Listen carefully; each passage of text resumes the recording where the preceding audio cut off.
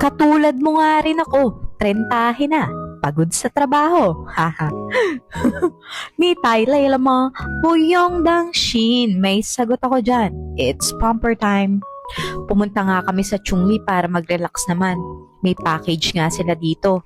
Package 1 is 90 minutes for 1,500 NT. Package 2 is 120 minutes for 2,000 NT.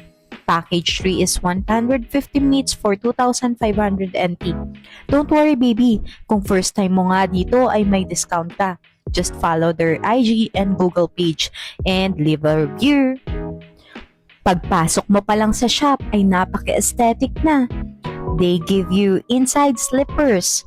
Then, they will give you the ropes. Pwede ka nang magpalit, bestie.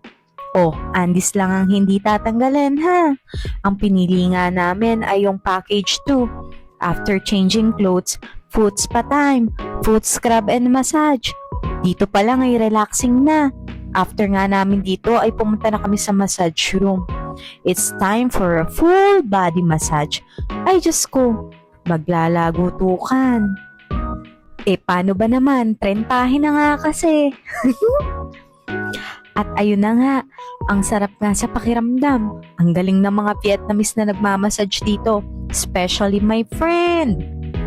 After nga ng whole body massage ay face naman. Facial scrub, steam, facial massage, and facial mask. At napakabango nga ng facial steam nila dito. Very relaxing. After nga ng face ay head spa naman. Hair shampoo, head massage. Very relaxing talaga, bestie. Ang gaan sa pakiramdam. Feeling ko tuloy ay nasa 20s lang ako. Char! Nakita ko nga pala, bestie. Mga Korean skincare ang ginagamit nila dito. Kaya pala ang kinis ng face.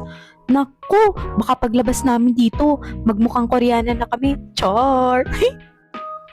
They will blow dry your hair pa. Para ka talagang Disney princess dito, bestie.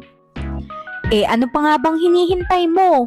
Go and book your full body massage. Thank you for watching. Ilalagay ko na lang pala yung address sa caption. Bye! Kumain nga pala kami sa Hong Kong food sa Chungli. Mura at napakasarap. Ang dami ding servings. Upload ko na lang sa next video. Bye-bye!